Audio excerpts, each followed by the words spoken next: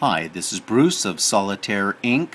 with actual gameplay of an Alienware M17X 1GB video card while playing the game WoW.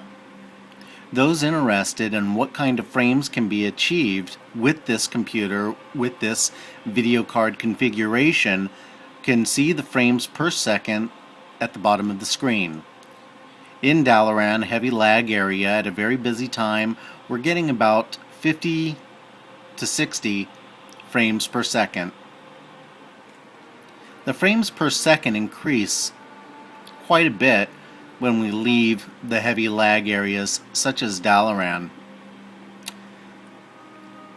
And as you can see, as we get to the outer side, the numbers do start to increase. I'd like to give you a little bit of a demonstration also of in-flight. And please excuse the quality of video.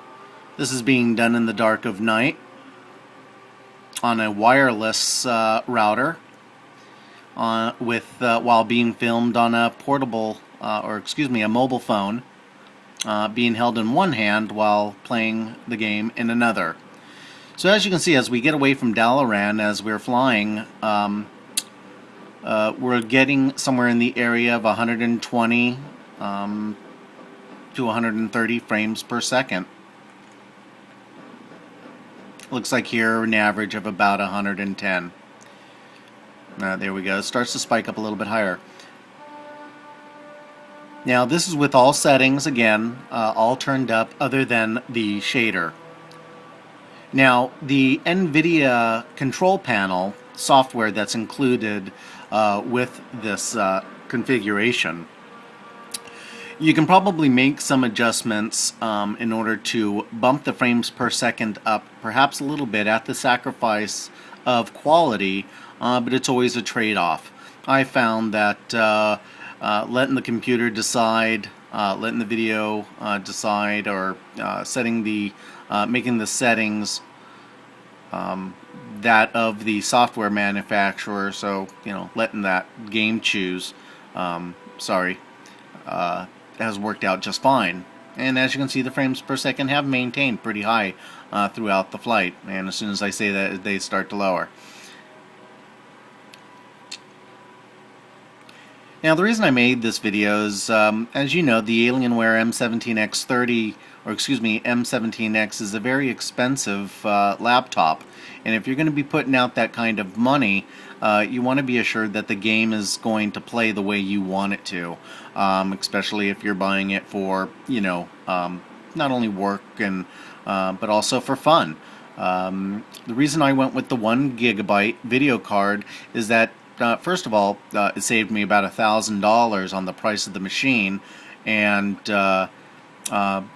I felt that with the frames per second that we're achieving here with the latest edition of World of Warcraft, this probably gives me a good 4 to 5 years of play on a machine, and even with the expansions which are planned, I can rest assured that this computer will be able to handle it just fine, and I won't be having to replace any video cards.